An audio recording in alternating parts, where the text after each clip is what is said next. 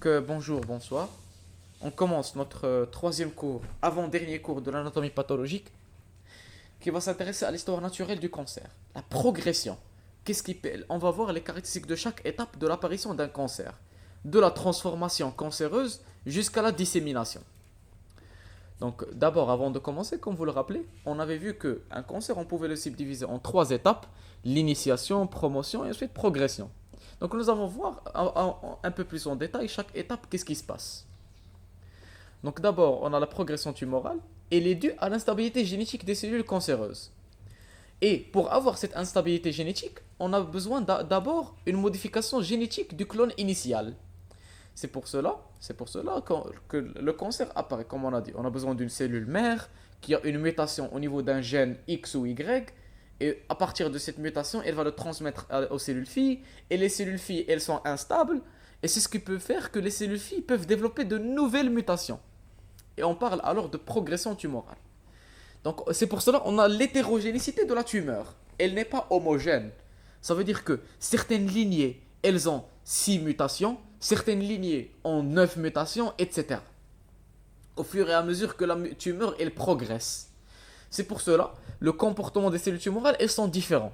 Ils dépendent du nombre de mutations qui sont produites au niveau des lignées, les générations suivantes. C'est ce qui fait qu'une tumeur, elle n'est pas homogène. Il y a plusieurs variations. C'est bon? فهمتوا هذا الفينومين قلناه في le cours اللي فات. Oui. Très bien. Donc on peut diviser la phase naturelle d'un cancer en quatre phases. D'abord une phase locale, une phase loco-régionale, une phase de généralisation et une métastase.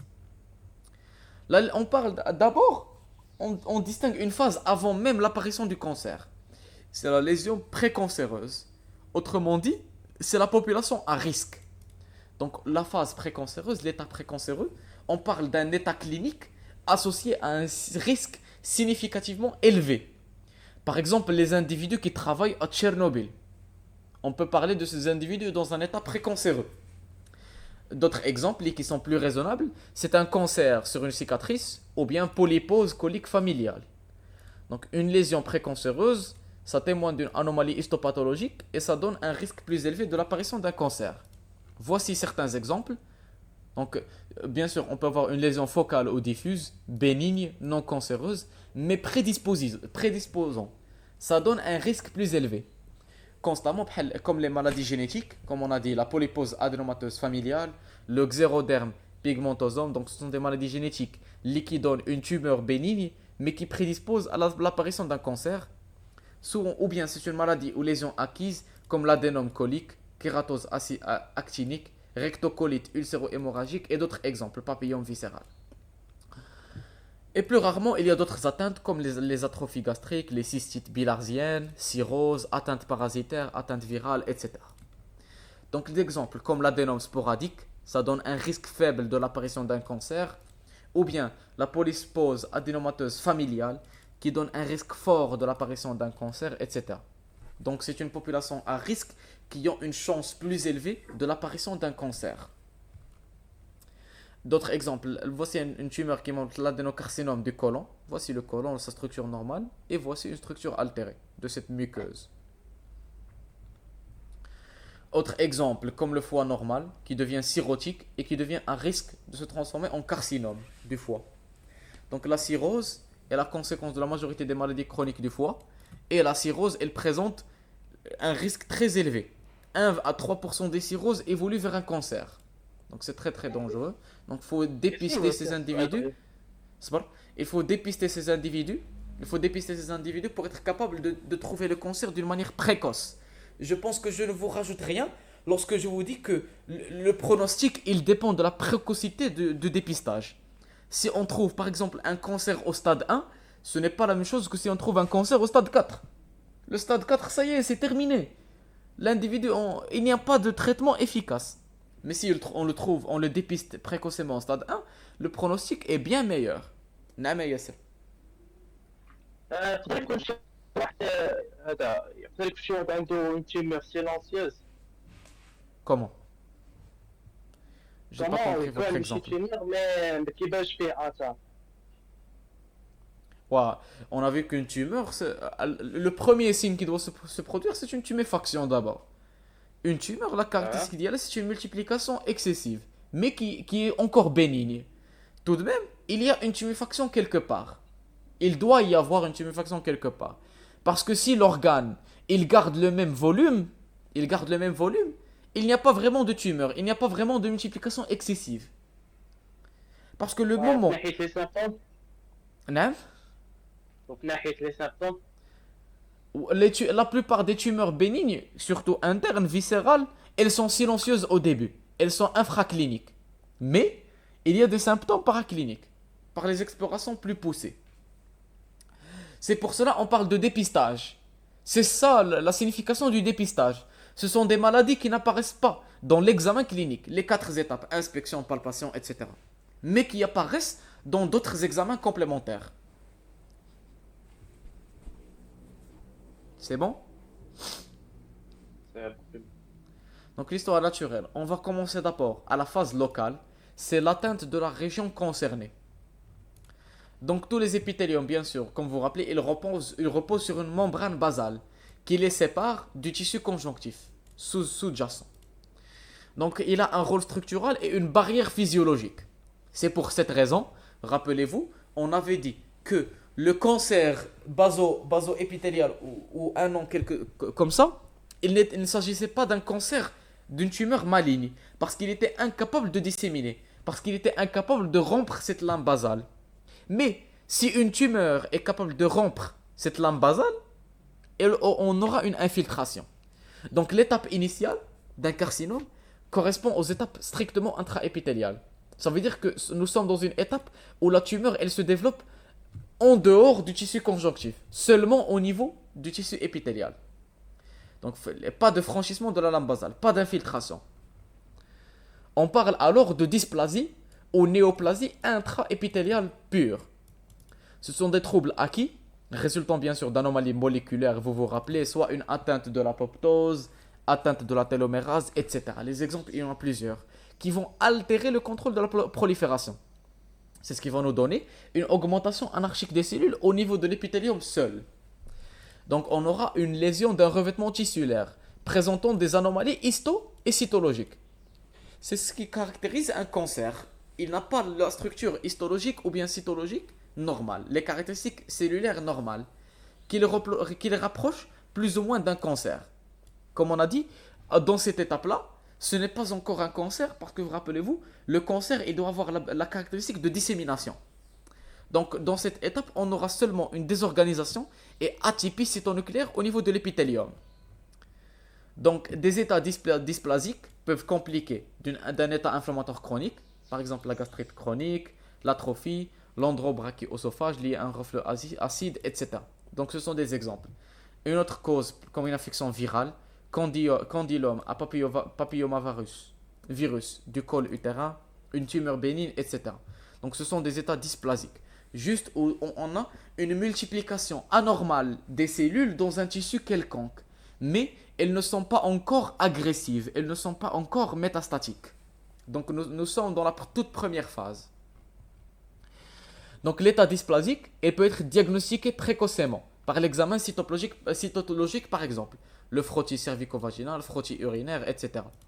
On remarque dans ce cas une augmentation du rapport nucléocytoplasmique, rappelez-vous, parce que la cellule cancéreuse, elle est en activité nucléaire très élevée, une anomalie de taille, l'anisocytose et l'anisocariose. L'anisocariose, c'est que le noyau lui-même, il peut être fragmenté, peut avoir plusieurs noyaux, etc. Donc voici un exemple d'une cellule normale, et voici une cellule dysplasique. Le mot dysplasique, que veut dire dysplasie? Je connais que rigoler, dysplasie, que veut dire? Qu'est-ce que ça veut dire? ماشي اللي قلنا قبل شنو قلنا قبيله؟ عاود إذا سمعتي. ماشي تكون هنا التيراسيون في l'épithélium. Là, إذا كانت une dysplasie au niveau de l'épithélium, l'altération elle se produira au niveau, à ce niveau-là. Mais dysplasie, ce terme en lui-même, la terminologie, qu'est-ce que ça veut dire? Plasie, le terme plasie, il était lié avec quoi? L'hyperplasie, hypoplasie. Nombre de cellules. Le nombre de cellules, donc l'activité mitotique. Donc la dysplasie, Ça veut dire une altération de l'activité mitotique de la cellule. C'est pour cela, le noyau, il est altéré, parce que l'activité mitotique est anormale. C'est bon? Très bien. Donc l'état dysplasique, il peut être diagnostiqué aussi par l'examen histologique, pour étude anatomopathologique. On remarque une désorganisation de l'épithélium, un trouble de la polarité cellulaire, une perte de la différenciation et des mitoses en nombre augmenté. Voici un exemple d'un col utérin normal et un épithélium dysplasique. Et comme vous le remarquez, il n'y a pas d'infiltration. Donc nous sommes encore dans la phase 1, la phase locale. Voici un autre exemple de l'adénome du côlon. Nama Mohamed, بلاتي bien sûr, طلع شويه bien sûr.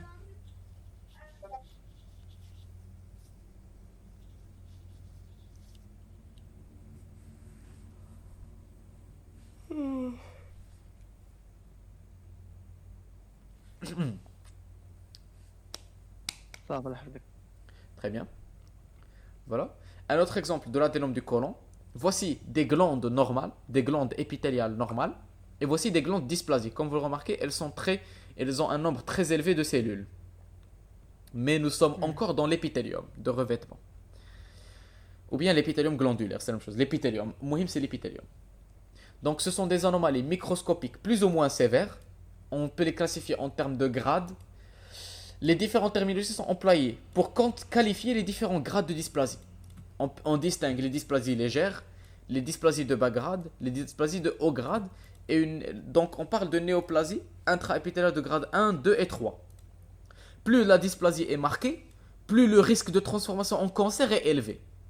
Donc par exemple, la dysplasie de bas grade, le système immunitaire il a plus de chances de régresser ou bien la stabiliser. Alors qu'une dysplasie de haut grade, elle évolue très rapidement. Donc soit on aura une régression c'est la bonne évolution, ou bien une cancérisation. L'apparition de nouvelles mutations qui va donner de nouvelles caractéristiques, ce qui va permettre à cette tumeur initiale de devenir un cancer, devenir maligne, de devenir infiltrante, de devenir métastatique, etc. Donc, oui. ديسبلاز تقدر تكون ايبو ولا ايبر ولا ايبر بلازي Dans le cas ديال التيمور خاصها تكون hyper. خاصها تكون hyper. Dans le cas ديال التيمور. تغيرات تولي ايبو تولي hypo, oui. Régression, stabilisation, donc هذيك l'hyper, elle diminue au fur et à mesure. حيت le هي système اللي immunitaire. كنكتبوها قبيله فاش Oui. في ديك طلع الفوق بحال ديك بولاريزاسيون هنا هي ديك راه ميثود اون نومبر اوغمونت. Donc normalement, خاص تكون une hyperplasie, mais si le système immunitaire est capable de le vaincre, on aura un redevient à la normale, ou bien une hypoplasie pour que avec le tissu tumoral il disparaisse. Voilà. Voici un autre exemple d'une néoplasie intraépithéliale de grade 3. Donc c'est un grade le plus élevé. On parle d'un carcinome in situ, parce qu'il est encore local. Prolifération de cellules épithéliales cancéreuses intéressant toute la hauteur de l'épithélium. Mais, puisqu'il est in situ, ça veut dire qu'il est encore local, qui n'est pas capable de franchir la membrane basale, et donc n'envahit pas le tissu conjonctif. Donc un diagnostic de certitude repose sur l'étude histopathologique, comme vous le remarquez ici, donc la lame basale, le tissu conjonctif normal, et ensuite la prolifération anormale du tissu épithélial. C'est حنا bon? ياسين كيدوي بحال فاش واش هو اللي كيدوي على ديسبلازي الا كانت حتى هي عندها لي كراد داكشي ولكن زعما الا كانت ستاد بلوز افونسي هي كتولي نيوبلازي ما تبقاش حتى ديسبلاز. 1. حيت néo, c'est une activité anormale nouvelle. Donc c'est un tumeur anormal. Donc le moment où on confirme que c'est un cancer, on parle de néoplasie. Mais dysplasie, c'est le terme général. Dysplasie, c'est une altération de la multiplication. Altération de la multiplication, تقدر تكون dans l'inflammation, تقدر تكون dans l'infection, تقدر تكون dans le traumatisme, تقدر تكون dans la cicatrisation, تقدر تكون partout. Mais la néoplasie, c'est plus spécifique au cancer. صافي الله. Donc l'évolution. Le diagnostic de carcinome in situ est très important pour le pronostic. Parce que le carcinome in situ, comme on a dit, il est localisé. Donc le traitement, il peut être la chirurgie. Donc si on diagnostique un cancer dans ce stade, si on l'enlève en son intégralité, alhamdoulilah, l'individu est guéri à 100%. Donc aucune métastase ne s'est constituée. Le traitement, il peut être local et limité. Chirurgie, on enlève tout le tissu cancéreux et très bien. et la guérison est fréquente après le traitement. Si on ne traite pas, ce cancer, ce carcinome in situ, il va acquérir de nouvelles caractéristiques et devenir invasif. Comme on le remarque ici. Et s'il devient invasif, vous faites la continuation, atteinte ganglionnaire, loco-régionale, atteinte généralisée, les métastases sur les autres organes et des cancers secondaires. Donc, initialement, il avait un cancer au niveau de l'épithélium. Il se développe en cancer généralisé au niveau du foie, au niveau du cœur, au niveau des poumons, partout. Et dans ce cas, le pronostic est impossible à guérir. Le pronostic est... Non? واش ديك ان سيتو هي لوكال زعما In situ, il y a localisé spécifiquement au niveau de l'épithélium. Incapable de disséminer. Pas encore, mais je suis incapable. À cet instant, il n'a pas encore acquis les caractéristiques d'un cancer. C'est un cancer en développement. Donc voici, on a terminé la phase locale.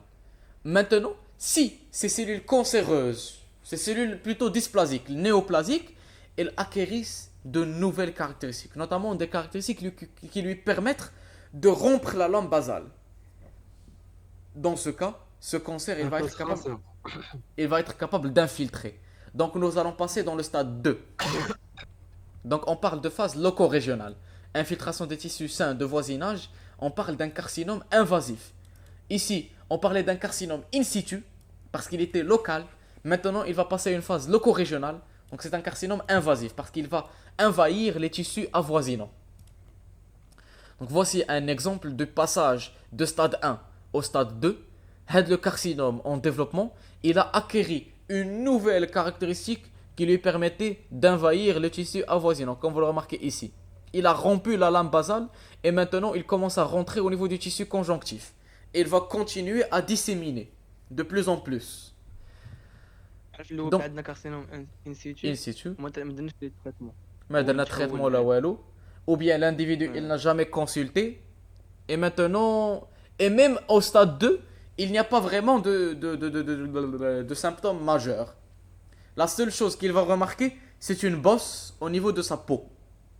Pas encore de symptômes, rien. Donc s'il est chanceux, il consulte, c'est bien. Si on n'est pas chanceux, il va laisser le cancer se développer pendant des années. Et peut-être même des décennies. Et après des décennies, donc dites-vous qu'après des décennies de multiplication, le cancer, il a probablement obtenu 20 mutations qui lui a donné plusieurs caractéristiques létales. Donc ça devient très grave. Donc l'invasion de tumorale, on a dit on a besoin de l'acquisition de nouvelles propriétés, notamment la propriété de destruction de la membrane basale, la propriété de perte des connexions, pour que la cellule elle ne devienne plus collée au tissu épithélial, pour qu'elle soit capable de disséminer, la propriété de mobilisation, pour que la cellule cancéreuse, encore une fois, lui permette de se mobiliser et de disséminer, ainsi que le développement d'une angiogénèse tumorale, les nouveaux vaisseaux, et le développement d'un stroma tumoral. Donc au niveau du stade 2, on a carrément un nouveau tissu complètement tumoral. Nous n'avions pas seulement les cellules cancéreuses, mais maintenant nous avons un tissu cancéreux en entier. Donc c'est un nouveau tissu cancéreux avec cette nouvelle vascularisation où ces cellules vont commencer à disséminer petit à petit pour donner une atteinte loco-régionale. Donc on parle d'un carcinome invasif. Donc destruction premièrement de la matrice extracellulaire. Donc normalement on avait la matrice extracellulaire, c'est la membrane basale plus le tissu conjonctif de soutien. Le tissu conjonctif bien sûr, il avait les fibroblastes et la substance fondamentale. Et la lame basale c'est elle où reposaient les cellules épithéliales. Le moment où le cancer est capable de détruire la lame basale, on aura une destruction de cette matrice et une atteinte invasive. Pour que les cellules cancéreuses deviennent capables de détruire la matrice extracellulaire, elles ont besoin d'acquérir de nouvelles enzymes, notamment les métalloprotéases, qui vont dégrader la protéolyse de la membrane de la matrice extracellulaire. Ainsi que la perte de contact. Ils vont perdre les jonctions, les cadérines, les caténines, les intégrines, etc. Oui. باش نلاحظ ديك راه شو عندي الدار سمعت هذيك قلتي قبل Donc la première chose, pour être capable d'envahir le tissu adjacent, la cellule cancéreuse a besoin des enzymes qui dégradent la lame basale et la matrice extracellulaire.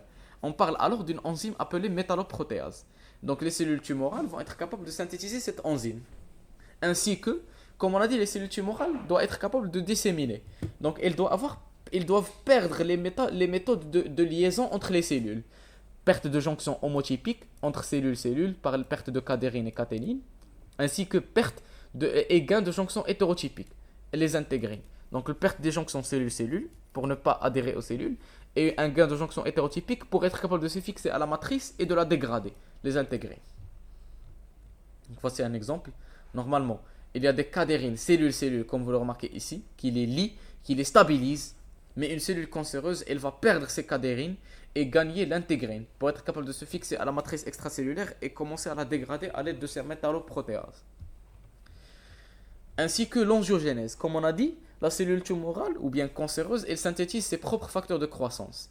Donc lorsqu'elle synthétise les facteurs de croissance des vaisseaux, on aura l'apparition de nouveaux capillaires qui vont commencer à vasculariser ce tissu cancéreux. L'angiogénèse, donc voilà, comme on le remarque ici, la croissance de nouvelles vascularisations à partir des vaisseaux normaux. Donc normalement, nous avons un certain nombre de vaisseaux qui vont commencer à développer et donner de nouveaux vaisseaux. Donc c'est pour cela, ce qui va permettre le tissu tumoral de développer plus rapidement, parce qu'il a de nouveaux vaisseaux qui le nourrissent, etc. Donc voilà, le cancer, il commence à donner de nouveaux vaisseaux qui vont lui donner une nouvelle vascularisation, etc. Ainsi que le développement d'un stroma des cancers. Comme on a dit, la maladie cancéreuse, on a besoin de cellules tumorales et de son stroma de soutien. Donc ces cellules cancéreuses vont commencer à synthétiser leur propre stroma, leur propre substance extracellulaire. Donc voilà, le stroma est un tissu non cancéreux, cependant c'est le tissu conjonctif de soutien. Donc comme on a dit, le stroma il varie d'un cancer à un autre en fonction de la localisation et du type de cancer. Voici un exemple. Voici notre tissu cancéreux. Oui. الراجع دابا قلتي السيلول تيموغال هما اللي كيبداو يسانتيزيو هاد التيسيكونات ديال هو ماشي كونسيغ هي كينوغي سيلول تيموغال ولكن substance fondamentale, est-ce qu'elle va se multiplier? فوندامونتال La substance fondamentale, le stroma c'est la substance fondamentale. Est-ce qu'elle va se multiplier? Est-ce qu'elle a les caractéristiques d'un cancer? لا Là, donc on peut pas vraiment la considérer tissu cancéreux.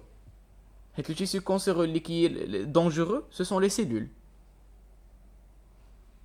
صح Voilà. Donc voici des exemples histologiques et anatomiques, comme vous le remarquez ici. Des dépôts fibreux, il y a le stroma. Donc le stroma cancéreux qui se développe avec ce cancer, etc.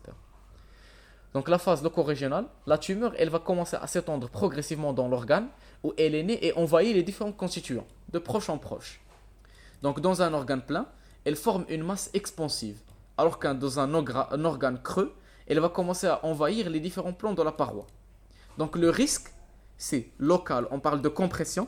Par exemple, un cancer au niveau de l'œsophage peut induire les régurgitations, peut induire des problèmes digestifs, etc.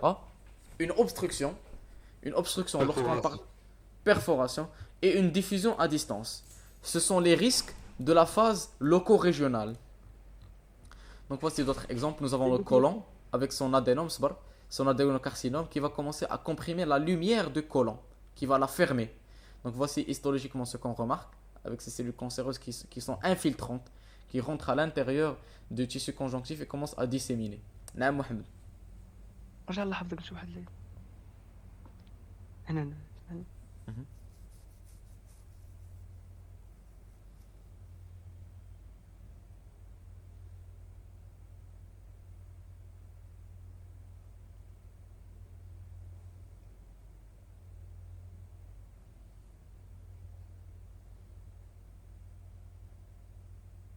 ديال سميتو اللوكال كومبريسيون ديالاش واش كيدوي على شي اورغان بلان زعما دابا سيبوزي معايا عندك الفوا ياك عنده des voies biliaires. Si nous avons un cancer qui se développe à ce niveau-là, qu'est-ce qui va se passer? هاي كومباري من ديك Alors, l'une des causes de la cholestase, ça peut être le cancer. اه Donc, une compression, donc ça va fermer. Donc, voilà. Voilà, donc, هنا كما قلنا, c'est le stade, le loco-régional, où elle commence à disséminer au tissu avoisinant. Ensuite, nous avons le stage d'une tumeur, le staging, établi au moment du diagnostic initial. On fait une photographie pour voir la classification de la tumeur, où est-ce qu'elle se trouve. Donc, on a T, N et M. T, c'est la tumeur, on distingue la taille, l'infiltration. N, c'est la présence de métastases ganglionnaires, donc les atteintes ganglionnaires. Et M, les métastases à distance. Donc, par exemple, T1, la taille, ça veut dire que la tumeur, elle est encore petite, la taille, elle est de stade 1. Et N, il n'y a aucun ganglion malade. Et M, il n'y a pas de métastase. Donc, c'est un bon pronostic. Et d'autres exemples, on a T3, N1, M1. Donc, ça veut dire que la tumeur, elle est de grande taille. Et elle présente une seule métastase et un seul nodule. Un seul nodule ganglionnaire. Donc là, on parle de la classification de tumeurs qui est très très important parce que c'est ça qu'on utilise très fréquemment. En fonction de la tumeur, comment elle est, la tumeur initiale, la présence de nodules ganglionnaires et la présence de métastases. دابا نقدروا نقولوا مثلا هاد تي ان ان او ام او نقولوها تيمور ستاد لوكال ياك Ah, و تي 3 ان ام ان نقدروا نقولوا لوكو ريجيونال ولا ديفيوز. là, غتكون stage diffuse. Le moment où on a présence de métastases, ça veut dire une diffusion, une atteinte à distance. Ça veut dire que le cancer qu'il y a dans le foie et on trouve une métastase au niveau du cœur, ça veut dire que c'est le stade 4. C'est le dernier stade. Le moment où il y a des métastases. Voilà. Donc voici. Le tumeur in situ. Et le T1, ce n'est même pas le local. Le T1, c'est le loco-régional. T1. T2, c'est lorsqu'il commence à atteindre la majorité de la paroi. T3, c'est lorsqu'il touche toute la paroi. Et T4, c'est lorsqu'il commence à toucher les vaisseaux. Ou bien l'adventice. C'est la taille. Comment on la classifie. Ensuite, on a une phase de généralisation. C'est le moment où la tumeur elle commence à devenir T4. Elle va commencer à disséminer aux autres régions. Par exemple, le péritoine, elle va commencer à donner des... Si on a un cancer complet du foie, il va commencer à toucher même le péritoine, etc. Donc c'est une phase de généralisation. انا اسيت ما تقدر تعطيك اسيد تقدر تعطيك اسيد émosanglante. اسيت هادشي Aïe. Donc phase de généralisation, c'est une invasion à distance, une invasion vasculaire qui va causer l'essaimage à distance. Ça veut dire que comme on a dit, vous avez un cancer au niveau du rein et vous trouvez une métastase au niveau du poumon. Ce n'est pas vraiment possible juste par diffusion proche en proche. Ça veut dire que le cancer, il est disséminé au niveau du sang et il a atteint un autre organe. Donc phase de généralisation, pénétration des cellules tumorales dans les nouveaux vaisseaux, survie des cellules tumorales dans le flot sanguin, ils vont commencer à circuler et ils vont atteindre un nouvel organe. Et le moment où ils vont se développer dans ce nouvel organe, le foyer secondaire, on parle alors d'une métastase. Et croissance autonome et indépendante de la tumeur primitive. Donc voilà, le circuit de dissémination, qu'est-ce qui se passe? On a dit que ces cellules, ils vont pénétrer les vaisseaux, puisqu'on a une rupture de la lame basale, pénétration dans les nouveaux vaisseaux et vaisseaux de l'hôte, surtout la voie sanguine et la voie lymphatique. La voie lymphatique, c'est ce qui va nous donner les atteintes ganglionnaires. La voie sanguine, c'est ce qui va nous donner les métastases. Donc le devenir, on aura une destruction de la majorité des cellules tumorales circulantes, parce que bien sûr qu'il y a des cellules immunitaires, mais s'il échappe, on va alors soit une thrombose, soit un arrêt dans une lumière vasculaire, soit une croissance intravasculaire, ou bien une extravasation. Une extravasation, ça veut dire qu'il va continuer son circuit et sortir au niveau d'un nouvel organe. Et c'est là où on aura la métastase. ياسين بلاش اللحظ يصير واحد الدقيقه الله يحفظك اه صاب دي الشيء واش حبس ستريم ما قلت واحد دقيقة. واش حبستي ولا Voilà, on continue. Et ensuite, la dernière étape, c'est la métastase. Le moment où nous avons une extravasion, une sortie des cellules cancéreuses qui ont disséminé au niveau du vaisseau dans un nouveau tissu, on a l'apparition d'une tumeur secondaire, une nouvelle tumeur, un nouveau cancer secondaire au cancer initial. Donc les métastases, c'est la prolifération au niveau du nouveau tissu, à distance du foyer primitif. Donc c'est un foyer secondaire et autonome, il est autonome et indépendant. Donc ce sont des métastases. Les métastases, le moment d'apparition des métastases dans l'histoire naturelle d'un cancer est variable. Donc les métastases, ils peuvent être révélatrices d'une tumeur primitive jusqu'à asymptomatique et donc méconnue. Par exemple, qu'est-ce qu'on veut dire par là? Si nous avons un cancer initial au niveau si nous avons un cancer initial au niveau de la peau, il n'y a pas vraiment de signe. Mais si ce cancer de la peau, il commence à migrer et donne un cancer, une métastase au niveau de l'estomac et qui cause par exemple des reflux gastro-œsophagiens, le symptôme le reflux gastro-œsophagien, c'est lui qui peut dépister, mais c'est pas dépister, qui peut révéler la métastase gastrique et lorsqu'on commence à chercher, on trouve le cancer initial. Donc la métastase, c'est elle qui peut révéler l'atteinte initiale. Donc c'est pour ça qu'il faut faire très attention. Dans la plupart des cas, les métastases, on les trouve contemporaines à la tumeur primitive. Parce que les individus, ils ne consultent pas avant. Parce qu'il n'y a pas vraiment de signes. La symptomatologie cancéreuse, elle est pauvre. Jusqu'à l'apparition des métastases. Et c'est ce qui est malheureux. Ou bien, si nous sommes chanceux, on l'a découvert lors des bilans d'extension. Elle survient lors de l'involution d'un cancer traité parfois très tardivement. Alors que la tumeur primitive est éradiquée, mais on ne l'a pas bien éradiquée. Parce que lorsqu'on traite un cancer tardif, c'est très difficile de l'enlever complètement. Donc plus de 10 ans parfois, notamment pour certains cancers du rein, du sein, etc. Donc les métastases, les potentiels, ils sont variables en fonction de où est-ce qu'ils atteignent, où est-ce qu'ils sont. Les gliomes et tumeurs cérébrales ne donnent jamais de métastases. Les carcinomes cutanés donnent des métastases rares, alors que les mélanomes, cancers bronchiques, donnent des métastases fréquentes. Donc encore une fois, les cancers, ils sont variables en fonction de leur région et leur type histologique. C'est ce qui leur donne un potentiel métastatique varié. Et bien sûr, il est lié aussi au type d'instabilité génétique et acquisition d'un génotype métastasien. S'il ne l'acquit jamais, il ne va jamais donner de métastases par exemple. Et ainsi que, il existe un autre facteur comme la baisse de la défense immunitaire antitumorale, l'immunosuppression. Comme on a dit, la plupart des cellules métastatiques, elles vont subir une destruction au niveau du vaisseau. Parce que les lymphocytes T, ils la reconnaissent comme tumorale et la tuent immédiatement. Donc les principaux sites métastatiques, les ganglions lymphatiques, le foie, les poumons, l'os et les surrénales. Donc lorsqu'on a un cancer au niveau de l'une de ces régions, les lymphomes, les hépatocarcinomes, les poumons, l'os, etc., ça a un haut risque de métastase. Oui, non, ce sont les principaux sites de métastase. C'est là où on aura un cancer secondaire qui va se déposer au niveau de ces organes. Donc les localisations métastatiques, pourquoi ces localisations sont les plus fréquentes? Parce qu'ils ont des caractéristiques bien spécifiques. D'abord, un déterminisme passif, en fonction du flux sanguin et facteurs mécaniques, parce qu'au niveau du foie, de la moelle osseuse, etc., le sang, je vais juste vous donner un exemple, le sang, la vascularisation de l'os, oui, هذا WhatsApp هذا ماشي paint, voilà l'os, la diaphyse, l'épiphyse, et voici la vascularisation comment elle est, sanguine.